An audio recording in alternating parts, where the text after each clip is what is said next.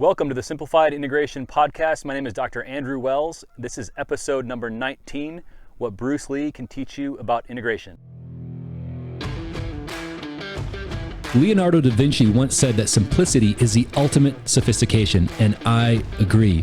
You see, the problem with the way that most consulting groups approach medical integration is anything but simple. In fact, it's the exact opposite. It's expensive, it's complicated, and quite frankly, it's exhausting. Enough is enough. There are far too many amazing integrated clinics that are struggling. Well, I'm on a mission to change that. What I've come to find from over 5 years working with integrated practices is that simplicity really is the secret. The old saying of less is more is true.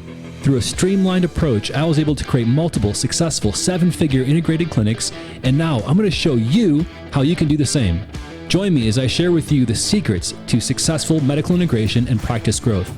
Join me on a journey to greater sophistication through innovation. I'm Dr. Andrew Wells, and welcome to the Simplified Integration Podcast. Hey, what's going on, Doc? It's great to have you back. Welcome to episode number 19. So if I sound a little bit different, if you're listening to this, just the audio of this podcast, it's because I'm not in my normal podcast studio. I'm recording this during the coronavirus quarantine. So I'm practicing social distancing. I'm in the middle of a lake on a pontoon boat, and I'm trying to take advantage of this whole social distancing thing. So if I sound a little bit different, you'll know why. If you're watching this on YouTube, I know some listeners watch this on YouTube.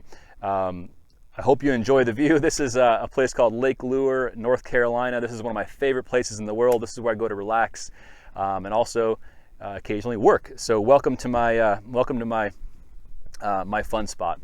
So I want to, this is a really weird time. Again, if you're listening to this, this is recorded during the whole coronavirus or COVID-19 outbreak.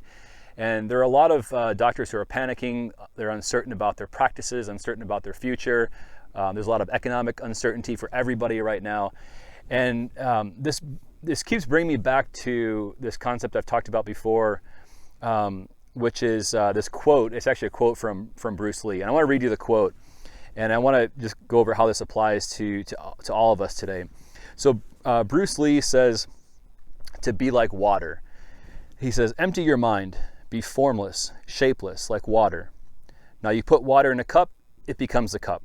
You put water in a bottle, it becomes the bottle. You put it in a teapot, it becomes the teapot. Now water can flow or it can crash. Be water, my friend.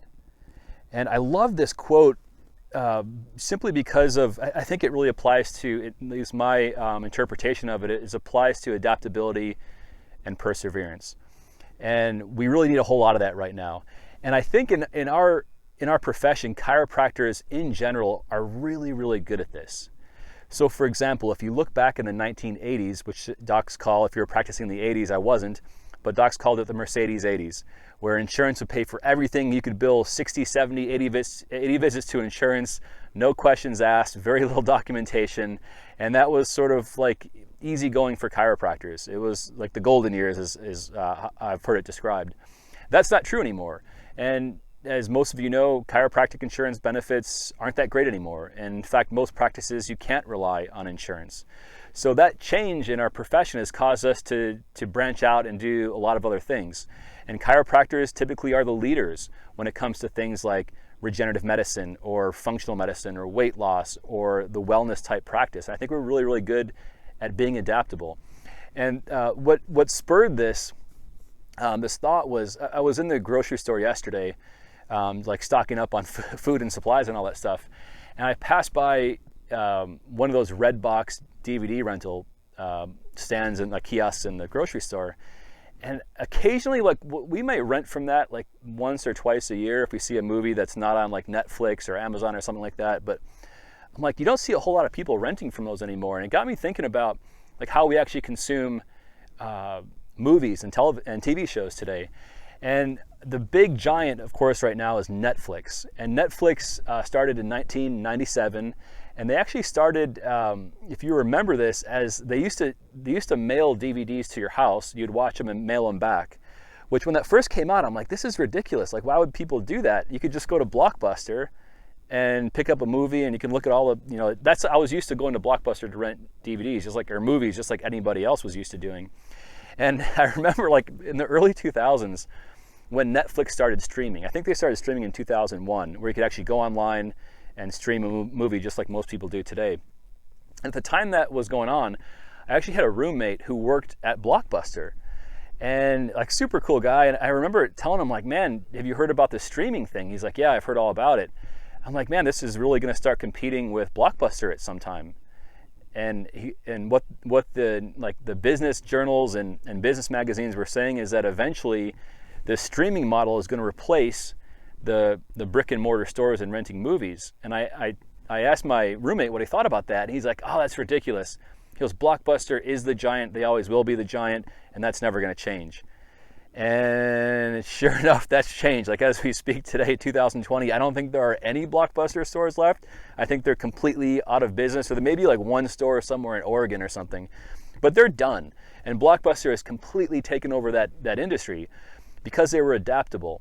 And I remember hearing like a quote from the CEO of Netflix, and a really innovative guy, and he was obviously the disruptor in this industry. But he said fail quickly and scale. I think he said fail quickly and scale fast, and that's what Netflix did. It completely changed that whole industry. And I think there are some lessons to be learned with Netflix's adaptability that we can apply toward our chiropractic businesses and the healthcare industry in general. Now, a lot of docs right now are panicking and they're scrambling, and the reality is this is going to pass. And so we don't really know when it's going to pass, but we know it is going to pass. This is not going to be a permanent thing, and life is going to go back to normal as usual. However, I think the entire healthcare structure is going to change a little bit. And what I mean by that is that right now patients aren't going to spend thousands of dollars for out-of-pocket elective services. So if you're in the business of cosmetic weight loss or anything cosmetic related, your business is going to probably suffer for a little bit. If you're in the weight loss business in general, I don't see a lot of people spending a ton of money or cash on weight loss. Same thing for regenerative medicine and stem cell therapy, which has traditionally been a cash service. Those businesses are going to suffer because docs don't have the money to do the advertising, and the patients don't have the money to spend on these types of services. And even if they do, they're going to hold on to it for now. And so what we need to do as a profession, as doctors, is use all the resources we have to adapt to this situation. And right now, I'm talking to a lot of my friends and a lot of my colleagues and people that I admire and look up to and respect, and they're all working really hard to create the next phase in their business. And they're adapting to it. They're changing, they're learning, they're growing.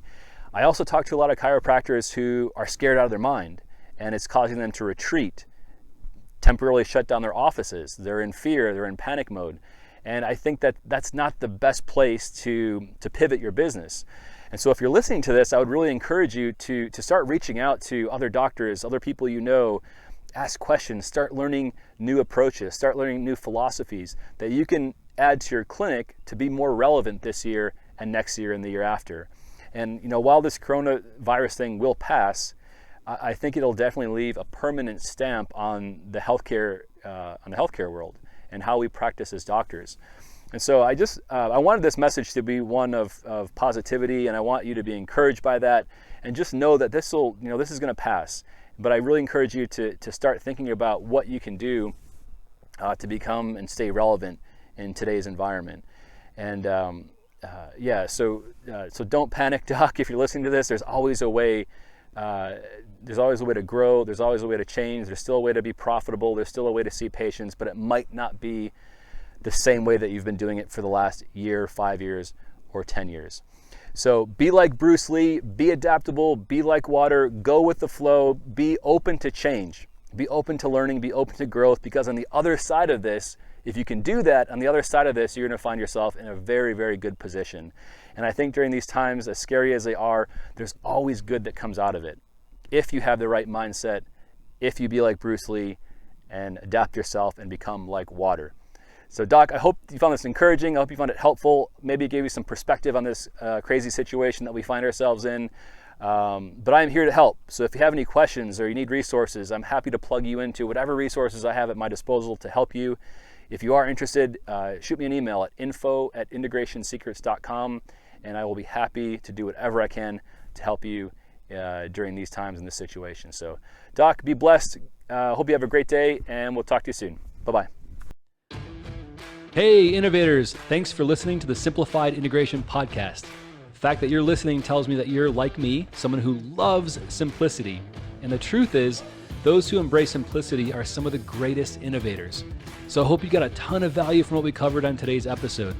Be sure to subscribe and share with other docs that you feel could benefit from greater sophistication through simplification and innovation. If you've got specific questions that you'd like answered on this podcast, or you've got specific topics that you'd like me to discuss, just shoot me an email at info@integrationsecrets.com. That's info@integrationsecrets.com.